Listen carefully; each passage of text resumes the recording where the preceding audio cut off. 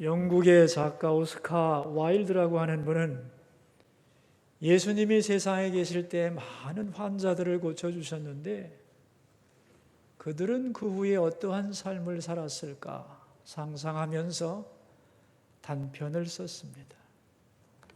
그 내용은 이렇습니다. 예수님이 어느 날 길을 걷다가 알코올 중독자를 만났습니다. 그 사람은 예수님을 알아보고 인사를 했습니다. 예수님 아니십니까? 저는 원래 안진뱅이였습니다. 그런데 주님이 고쳐주셔서 이렇게 걷게 됐습니다. 그런데 자네는 왜 알코올 중독자가 되었는가? 제가 안진뱅이였을 때는 남보기에는 좀 초라해도 앉아서 구걸만 하면 사람들이 도와주었습니다. 그런데 건강해지고 나니 아무도 저를 도와주는 사람이 없었습니다. 기술도 없고 미천도 없고 그래서 속상하고 힘들어서 한 잔씩 하다 보니 이렇게 됐습니다. 조금 가다가 어떤 폭력배를 만났습니다. 자네는 나를 알지? 네, 그렇습니다.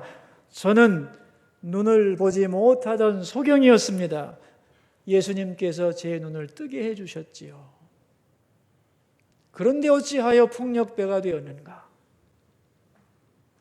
제가 눈을 감고 있을 때는 몰랐습니다. 그런데 눈을 뜨고 세상을 보니 세상이 너무도 부조리하고 아니꼽고 더러워서 울화가 치며 올라서 견딜 수가 없어서 한 대씩 치다 보니 폭력배가 됐습니다. 조금 가다 보니 어떤 창녀를 만나게 됐습니다. 이 여자는 귀신 들렸던 것을 예수님이 고쳐주셨는데 그래서 물었습니다. 너는 왜 창녀로 살아가고 있느냐? 그 여자는 말했습니다. 저도 새 사람으로 살아보려고 했지요. 그러나 아무도 거들떠보지 않았습니다. 결혼을 할 수 있는 것도 아니고 허드렛 일이라도 하려고 애를 썼지만 만나는 사람마다 더러운 손 치워라! 그렇게 매정하게 나를 거부하니 할 일이 있어야지요. 그래서 결국 다시 옛날 직업으로 돌아왔습니다. 이런 내용입니다. 여기 나온 모든 사람들이 다 예수님을 만나고 큰 은혜를 받았습니다. 그런데 그 받은 은혜를 가지고 더 좋은 열매를 맺지 못한 거죠. 은혜를 받고 더 나은 사람이 되어서 그 은혜를 확장해야 되겠는데 그러지를 못했다는 거죠. 이런 일이 세상에는 많은 것입니다. 아니, 오히려 은혜를 받았기 때문에 은혜 받기 전보다 더 나빠지거나 더 은혜로부터 멀어진 삶을 사는 사람도 세상에는 많은 것입니다. 오늘 본문은 우리가 얼마나 큰 은혜를 받고 사느냐 하는 것을 말씀하면서 그 큰 은혜에 대하여 우리가 은혜를 헛되이 받지 말아야 한다는 것과 그 결과 그 은혜의 열매 맺는 인생을 살아야 한다는 것을 말씀하고 있습니다. 그러니까 오늘 본문의 주제가 은혜죠. 자, 이제 은혜라는 말이 나왔으니까 여러분, 은혜에 대한 정의를 내리고 나갑시다. 은혜란 뭐죠? 우리가 그렇게 자주 사용하는 은혜란 뭘까요? 일반적인 의미에서 은혜란 값없이 주어지는 사랑입니다. 뭐라고요? 값없이 주어지는 사랑이 은혜예요. 그러나 성경적으로는 더 깊은 뜻이 있습니다. 예수님을 알고 닮아가는 모든 과정, 그게 바로 은혜입니다. 영어로 말하자면 Christ-like person, 예수님 닮은 사람이 되게 하는 모든 환경과 사건, 그것을 통틀어서 은혜다, 그렇게 이름을 붙이는 거죠. 예수님을 모르던 사람이 예수님을 알게 되고, 예수님 때문에 죄사함을 받고 하나님의 자녀가 되고, 그 나라를 향한 소망을 가지고 전진해 나가는 그 모든 과정이 다 한마디로 은혜다, 그런 말이에요. 그러니까 이 은혜라고 하는 것은 굉장히 폭넓은 개념이죠. 영적인 의미도 있고요, 아니면 이 땅에서 우리가 받는 은혜도 굉장히 많습니다. 여러분, 우리가 지금까지 태어나서 살아오셨는데 내 힘으로 살았다고 생각합니까? 아니죠. 태어난 것도 은혜요, 성장한 것도 은혜요, 오늘 이 자리에 이렇게 앉아 있는 것도 은혜인 줄 믿습니다. 앞으로도 미래에도 은혜가 없으면 한순간도 살 수 없는 것이 바로 인간이다, 그런 말이죠. 그래서 오늘 본문은 은혜에 대하여 중요한 세 가지 명제를 말하고 있습니다. 첫째가 뭐냐 하면은, 세상에는 은혜가 넘친다는 거예요. 1절 말씀을 읽겠습니다. 우리가 하나님과 함께 일하는 자로서 너희를 권하노니 하나님의 은혜를 헛되이 받지 말라 그랬습니다. 우리의 현실, 나의 모든 현실을 어떻게 바라보는 것이 올바른 것인가? 은혜로 가득 차 있다는 거예요. 그래서 바울은 자기가 받은 은혜를 말하고 있습니다. 우리가 하나님과 함께 일하는 자로서 그랬어요. 여러분, 바울은 원래 어떤 사람이었죠? 예수님 믿는 사람 핍박하고, 그죠? 스데반이라고 하는 집사 돌로 때려 죽일 때 맨 앞장 섰던, 자기 입으로 말하자면 죄인의 괴수였어요. 그런데 예수님이 그를 찾아오셔서 만나주셨어요. 그 영혼을 구원하시고 더 나아가서 그에게 이방인의 사도라는 귀한 직분을 주셨어요. 그래서 하나님과 함께하는 하나님의 동역자의 영광을 주셨다는 거예요.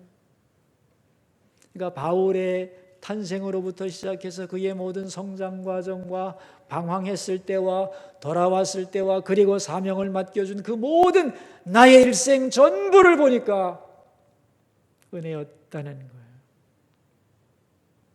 바울이 이것을 깨닫고 고백한 유명한 말이 있죠. 고린도전서 15장 10절에 여러분도 다 아시는 말이에요. 나의 나 된 것은 다 하나님 은혜라 그랬어요.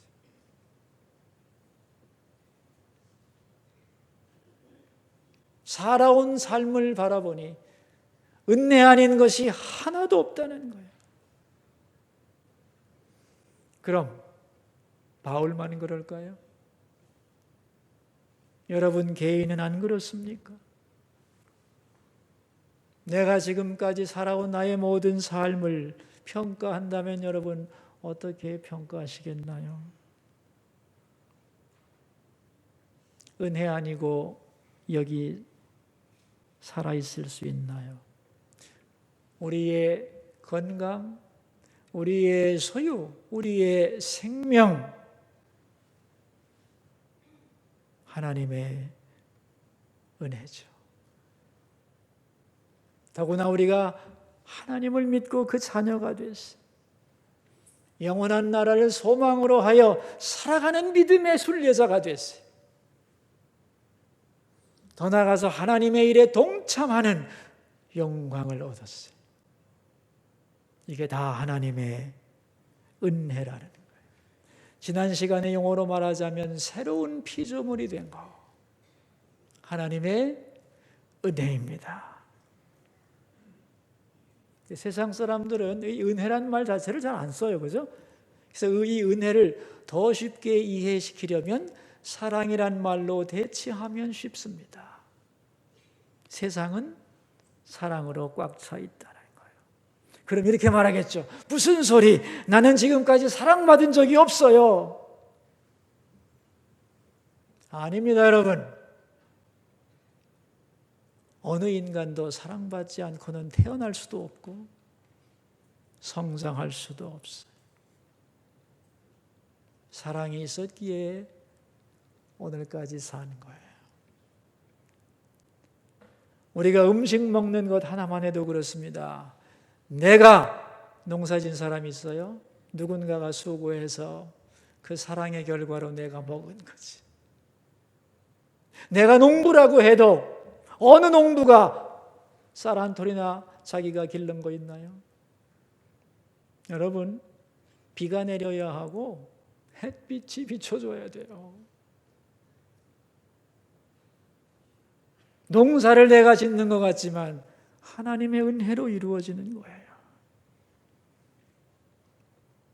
우리가 이 자리에서 이렇게 편안하게 예배드리지만 이 편안한 예배를 위해 뒤에서 수고하는 사람이 많습니다, 여러분. 그 희생과 수고와 헌신 때문에 오늘의 내가 있다는 것을 인식해야 된다는 거예요.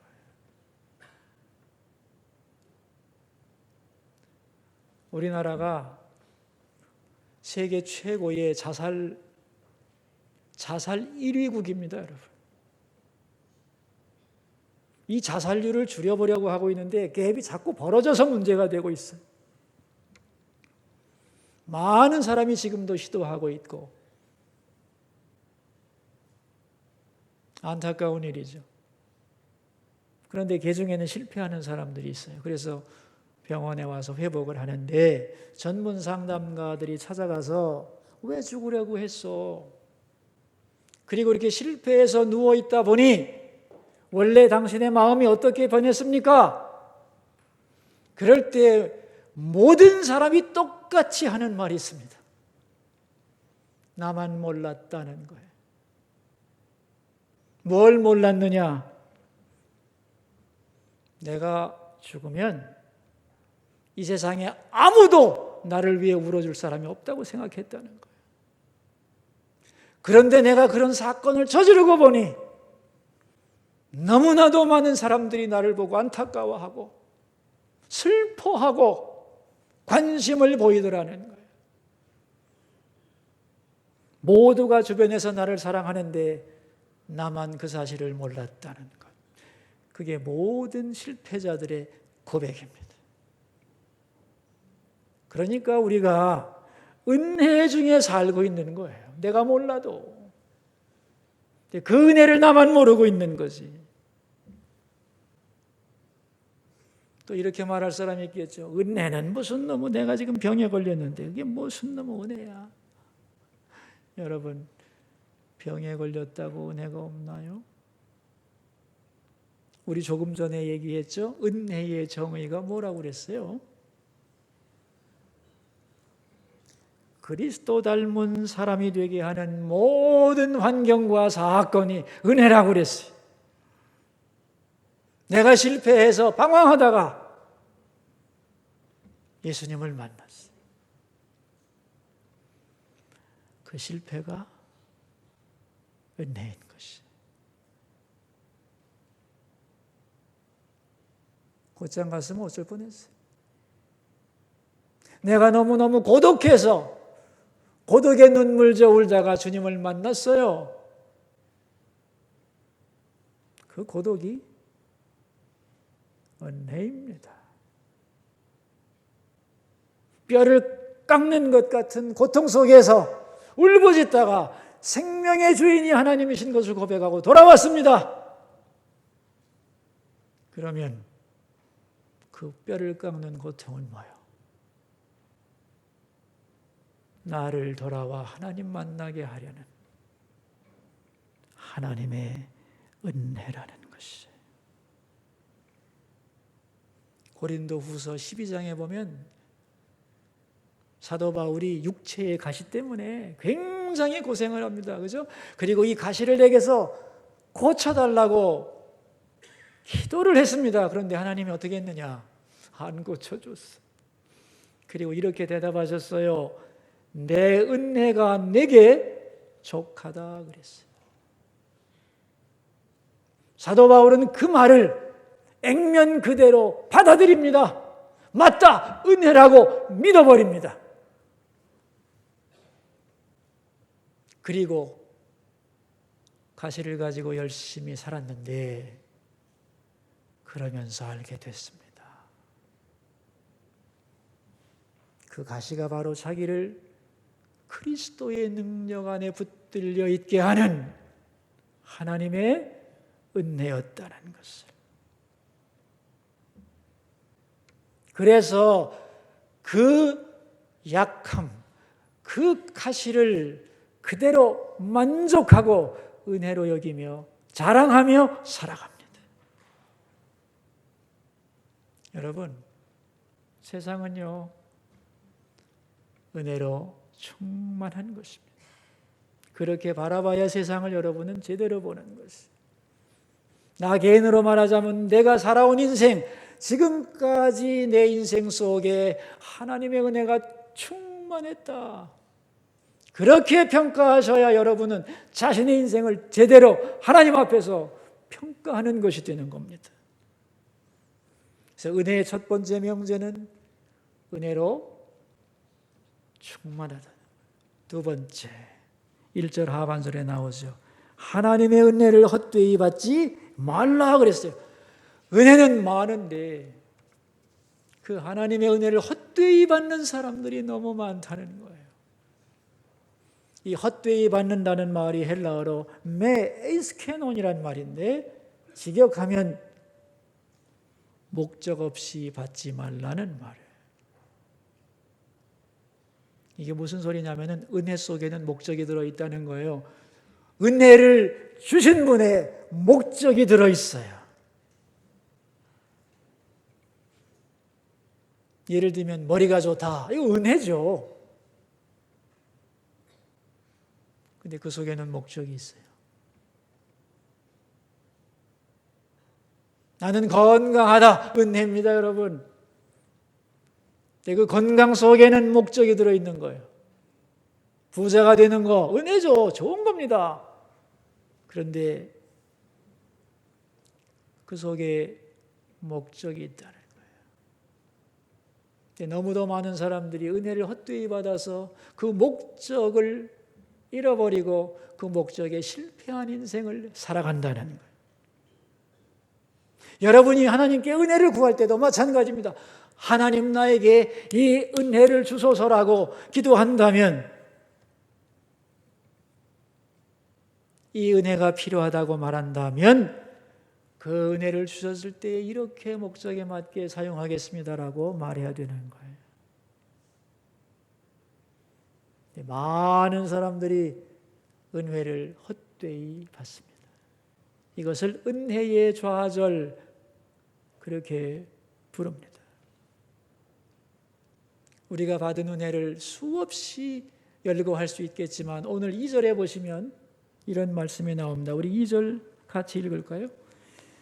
이르시되 내가 은혜 베풀 때에 너에게 듣고 구원의 날에 너를 도왔다 하셨으니 보라 지금은 은혜 받을 만한 때요 보라 지금은 구원의 날이다. 지금은 은혜 받을 만한 때다 그랬어요. 그러니까 우리가 받은 은혜가 많지만 그 중에서도 가장 소중한 것은 지금이라는 시간이다. 왜 모든 것을 다 주어도 지금이란 시간이 주어지지 않으면 다 소용이 없는 것이니까. 그러므로 여러분이 지금 가지고 있는 지금이라는 지금, 주님의 은혜임을 믿습니까? 지금이 은혜예요. 지금이 은혜가 아닙니다 라고 말하는 사람은 은혜를 헛되이 받는 사람이라는 거예요. 많은 분들이 생각하죠. 나 지금은 행복하지 않아. 옛날이 좋았어. 그리고 앞으로 언젠가는 행복해지겠지. 본문은 말씀합니다. 지금이 은혜에 따라고. 그래서 오늘 설교 제목이 뭐예요? 지금 이대로가 은혜입니다라는 거예요. 아우, 지금처럼 힘든 때가 없었습니다. 예, 맞죠. 지금처럼 힘든 때가 없다 할지라도 그 힘든 지금도 은혜입니다. 지금은 몰라도 나중에 알게 될 겁니다.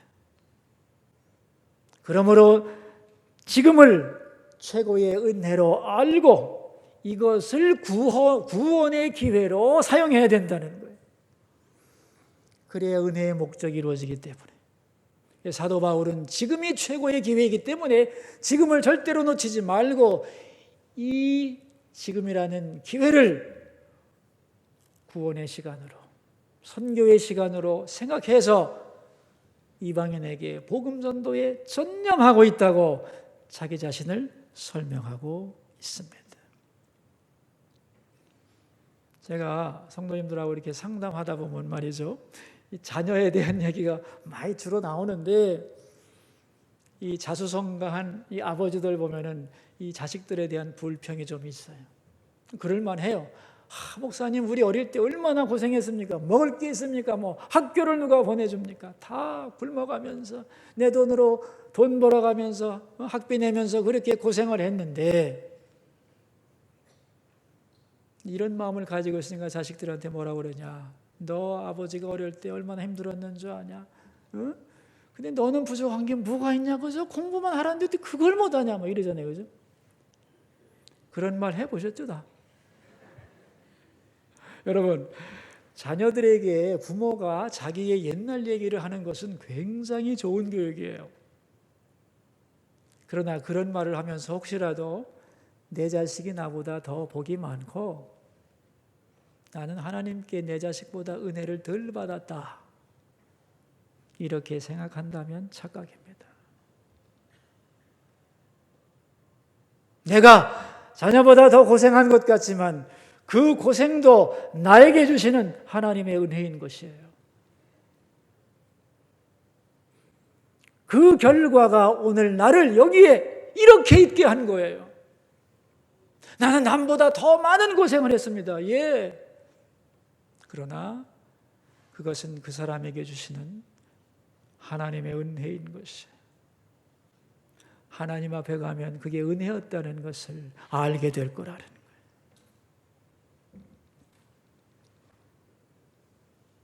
근데 왜 사람들은 은혜 가운데 살면서도 그 은혜가 소중한 줄을 모를까? 여러분, 왜 모를까요? 어리석기 때문에 몰라요. 그래서 은혜를 언제 깨닫느냐면 잃어버렸을 때 깨닫는 거예요. 건강할 때는 건강의 은혜를 몰라요. 잃어버리고 나면 그게 얼마나 소중한 은혜였는가를 뼈저리게 느끼죠. 사랑하는 사람 옆에 있을 때는 이 사람 소중한지 잘 모릅니다. 그죠? 떠나고 나면 미칠 듯이 그리운 거예요.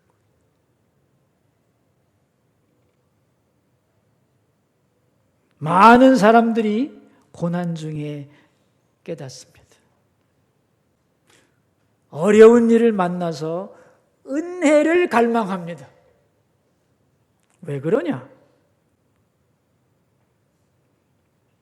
인간은 겸손해질 때 은혜를 깨닫게 돼 있습니다. 언제 깨닫는다고요? 겸손해집니다.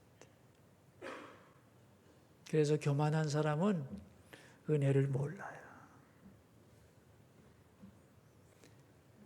은혜를 아는 사람은 겸손한 사람이에요. 나는 자격이 없는데 내게 이렇게 과분한 선물을 주셨구나 라고 겸손한 사람은 은혜에 감격해요. 근데 교만한 사람은 그렇게 생각하지 않습니다. 아니지, 내가 받을 걸 받았지. 감사하지 않아요. 당당해하고 오히려 내가 받을 것보다는 오히려 적게 받았지. 그렇게 불평을 합니다. 그래서 교만한 사람은 진짜 불행한 거예요. 받은 은혜를 알지도 못하고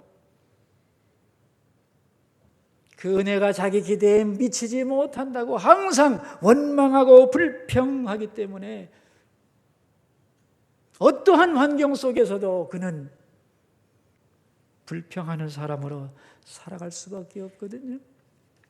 이것은 은혜를 헛되이 받는 것이라. 이런 사람들이 너무 많은 거예요.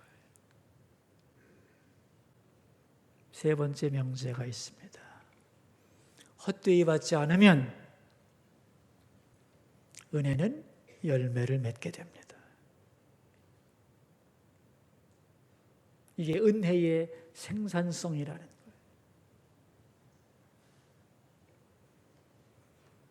어떤 열매를 맺었느냐? 사도 바울의 예가 나오죠. 3절부터 10절까지가 그가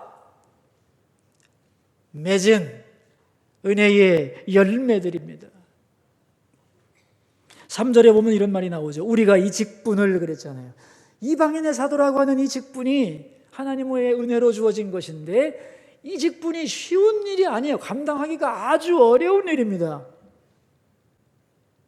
굉장한 고난이 따라오는 어려운 일이었다는 거예요. 그러나 그는 어려운 일을 고생이라 생각하지도 않았고 하나님의 형벌이라고 생각하지 않았어요. 나 같은 죄인에게 이게 왜 은혜인가? 예수님을 핍박하던 인간에게 주님을 전하고 그분을 위해 고난받을 수 있다니 그 고난을 기쁨으로 감당했어요. 왜? 은혜를 헛되이 받지 않았기 때문에. 은혜를 헛되이 받지 않았기에 일어났던 일이 4절과 5절입니다. 함께 읽읍시다. 오직 모든 일에 하나님의 일꾼으로 자천하여 많이 견디는 것과 환난과 궁핍과 고난과 매맞음과 갇힘과 난동과 수고로움과 자지 못함과 먹지 못함 가운데서도 엄청난 고생을 하면서도 그는 참고 인내합니다. 감사하면서 견뎌냅니다. 왜? 은혜로 이 직분을 받았으니까. 우리 6절과 7절을 볼까요? 깨끗함과 지식과 오래 참음과 자비함과 성령의 감화와 거짓이 없는 사랑과 진리의 말씀과 하나님의 능력으로 의의 무기를 좌우에 가지고 고난 속에서도 이걸 유지했어요. 깨끗한 순결과 자비함과 사랑과 진리의 말씀과 하나님의 능력으로 의의 무기를 좌우에 가질 수 있었던 것은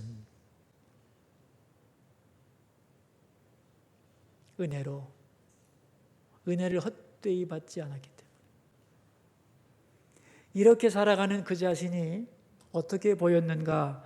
이 8절과 9절에 나오는데요. 한번 읽어볼까요? 우리 영광과 욕됨으로 그러했으며 악한 이름과 아름다운 이름으로 그러했느니라. 우리는 속이는 자 같으나 참되고 무명한 자 같으나 유명한 자요 죽은 자 같으나 보라 우리가 살아있고 징계를 받는 자 같으나 죽임을 당하지 아니하고. 여러분, 남이 볼 때도 그렇고 자기가 볼 때도 참으로 초라하고 어려웠다는 거예요. 여기 보면 속이는 자와 같고 그랬어요. 왜 바울이 속이는 자와 같이 보였냐면은 하나님 살아계십니다. 천국은 있습니다. 십자가가 능력입니다. 이런 말할 때 이해 못하는 사람들은 하나님 봤어? 천국이 어디 있어? 십자가가 무슨 능력이야? 라고 비방하는 사람들이 볼 때는 속이는 자와 같았던 거죠. 또한 이름 없는 자와 같고 죽은 자와 같고 징계를 받는 자와 같고 근심을 하는 자와 같고 가난한 자와 같고 아무것도 없는 자처럼 느껴졌다는 거예요. 사람들이 사도가 왜 저렇게 고생을 하느냐라고 비난도 했고 자기가 봐도 자기가 한없이 초라했다는 거예요. 그러나 그건 겉모습이고 속으로 들어가면 상황이 달라져요. 우리 10절 말씀을 함께 읽어볼까요? 근심하는 자 같으나 항상 기뻐하고 가난한 자 같으나 많은 사람을 부유하게 하고 아무것도 없는 자 같으나 모든 것을 가진 자로다 그랬어요. 그 중에서도 기뻐할 수 있었고 많은 사람을 부유하게 해주었고 모든 것을 가진 것을 확인하게 됐다는 거예요. 왜냐하면 은혜를 헛되이 받지 않고 그 은혜를 나눠주는 하나님의 은혜의 통로가 되다 보니까 바울을 통하여 하나님의 은혜가 사람들에게 들어가서 그들을 부욕해 했다는 거예요.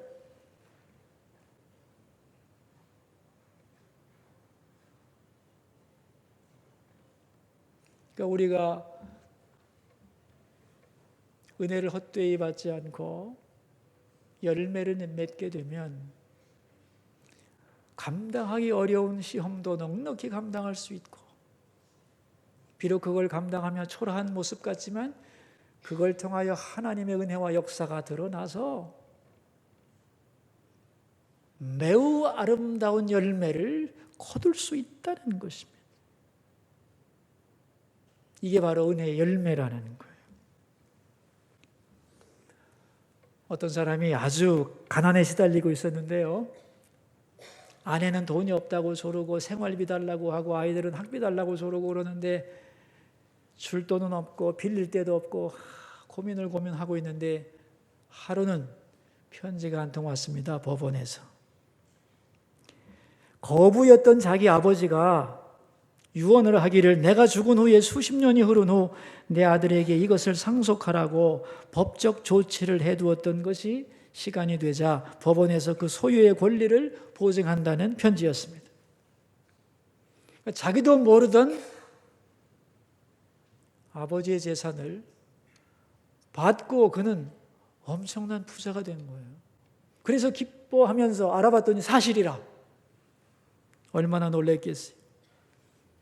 그런데 외출했던 아내가 돌아와서 역시 돈 달라고 하고 아이들은 학비 달라고 하는데, 여러분, 이 남자가 말이죠, 편지를 받기 전과 받은 후가 똑같을까요? 아내와 자식들의 요구에 대하여 이 남자의 반응이 똑같았을까요? 똑같았을까요? 달라졌겠죠. 돈 줘요 그러면 알았어, 걱정하지 마, 다 줄게 그랬겠죠. 당신이 무슨 글쎄 다 수가 있다니까 이렇게 나왔겠죠.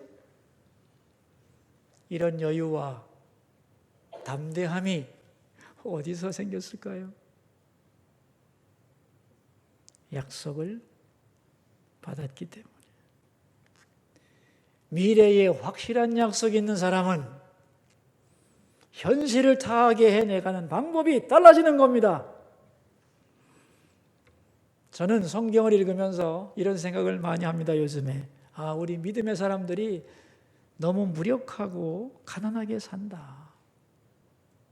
주님은 우리가 이렇게 살기를 바라지 않으셨는데, 주님은 이미 우리에게 많은 것을 주셨고 엄청난 것을 약속하셨고, 그리고 예수의 이름으로 모든 것을 약속하셨는데 우리가 이걸 믿지 못하고 너무도 가난하게, 너무도 무기력하게 살아간다. 부끄러워질 때가 참 많습니다. 때로 우리의 현실이 힘들고 어려워서 은혜처럼 보이지 않을 때가 있지만, 여러분, 지금 내가 힘들고 어려운 것도 다 뭐라고 그랬죠? 은혜다 그랬어요. 저 영원한 하나님의 나라에 가기에 합당한 사람으로 나를 만들어 가려는 훈련 과정이에요. 그 위대한 상속을 성취하게 하기 위한 하나님의 훈련 코스로서의 고난이라는 것을 생각하면, 내 형편이 어떤 가운데 있다 할지라도 이대로가 은혜입니다. 고백할 수 있는 거예요. 그리고 나의 지금 이대로가 은혜라고 믿는다면 오늘 내가 할 일이 있는 거죠. 그럴 때 내 직분을 잘 감당할 수 있다는 거예요. 그래서 오늘 본문의 내용을 쉽게 이렇게 표현할 수 있겠죠. 사도 바울은 하나님 앞에서 고백하는 겁니다. 하나님, 내게 주신 은혜가 충만합니다. 은혜 아닌 것이 없는데요, 저는 하나님의 은혜를 헛되이 하지 않겠습니다. 이 은혜에 대하여 열매를 맺겠습니다 라고 고백하면서 그 험난한 이방인의 사도로서의 길을 충분히, 그 고난을 넉넉히 극복하면서 비록 초라하고 나약해지는 것 같아도 그것을 통하여 하나님의 영광을 드러내고 많은 사람을 부유하게 하면서 하나님 나라를 확장할 수 있는 그 결과를 얻어냈던 거예요. 여러분, 바울의 고백이 우리의 고백이 되어야 할 줄로 믿습니다.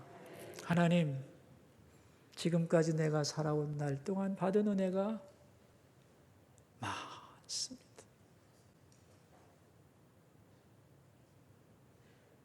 저는 그 은혜를 헛되이 하지 않겠습니다. 지금 이대로가 은혜임을 믿습니다. 그리고 내가 오늘 해야 할 일을 감사함으로 잘 감당하겠습니다. 그럴 때 여러분, 오늘을 넉넉히 이기면서 하나님이 우리를 통하여 이루고자 하는 일을 완성할 수 있는 것이지. 그래서 우리가 하나님 앞에 이런 고백을 해야 돼요. 그리고 사실은 사람들 앞에서 이런 고백을 해야 됩니다. 우리의 부모님들에게, 남편에게 혹은 아내에게도, 여보, 내가 당신께 받은 은혜가 많소. 나 그 은혜 헛되이 하지 않을게. 그 은혜에 열매 맺는 인생 살아볼게. 그렇게 해보세요, 여러분. 우리의 삶이 얼마나 행복해지겠어요, 그죠? 여러분, 절대로 불평하며 살아서는 안 됩니다. 은혜를 인정할 때 감격이 있습니다. 그리고 그 은혜에 보답하는 삶을 살려고 할 때 충성이 있는 거예요. 그리고 그렇게 살아갈 때 하나님께 칭찬받는 올바른 인생을 살아갈 수 있는 것입니다. 이 은혜가 함께 하시기를 축원합니다. 기도하겠습니다. 우리 세 가지 기도 제목을 가지고 주님 앞으로 나가겠습니다. 첫 번째 기도 제목입니다. 내 인생이 지금까지 은혜로 충만하다는 것을 인정하고 겸손히 그 은혜에 감격하게 하옵소서. 기도하겠습니다. 하나님 아버지, 살아온 인생을 돌이켜보니 은혜가 아닌 것이 하나도 없습니다. 힘들고 어려운 형편에 있었을 때에도 그것도 은혜였습니다. 그런데 우리가 겸손하지 못하고 어리석어서 은혜를 은혜로 받지 못하고 불평하며 원망하며 살아왔습니다. 용서해 주소서. 이제 우리의 눈을 띄워주셔서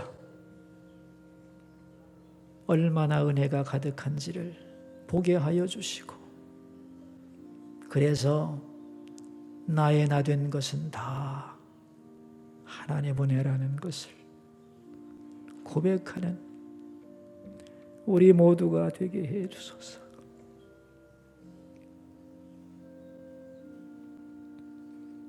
두 번째 기도 제목입니다. 은혜를 헛되이 받지 말고 그 은혜에 감사하면서 그 은혜에 보답하려는 마음으로 살게 하소서. 그래서 은혜의 열매를 맺게 하소서. 기도하겠습니다. 하나님 아버지, 너무도 많은 사람들이 은혜를 받고 헛되이 받아서 그 은혜가 좌절되고 불평하며 살게 됩니다. 주신 은혜에 감격하고 어찌하면 그 은혜에 보답할까? 살게 하셔서 우리의 현실에 있는 역경을 극복할 뿐 아니라 주님이 원하시는 그 일들을 잘 감당함으로써 은혜의 열매를 맺게 하여 주시고, 그래서 우리가 하나님의 은혜의 통로가 되게 하여 주시옵소서.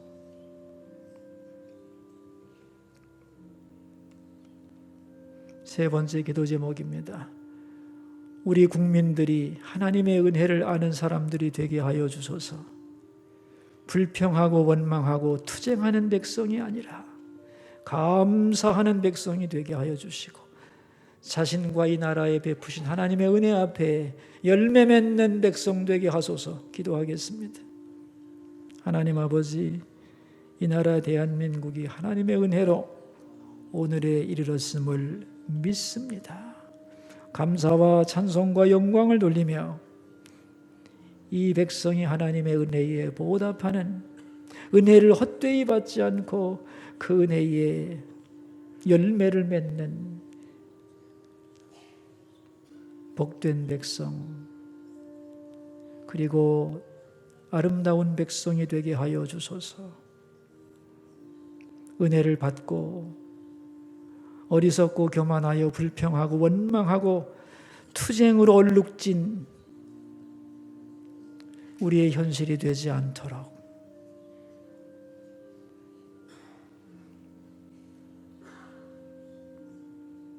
우리 국민들의 마음을 만져주시옵소서.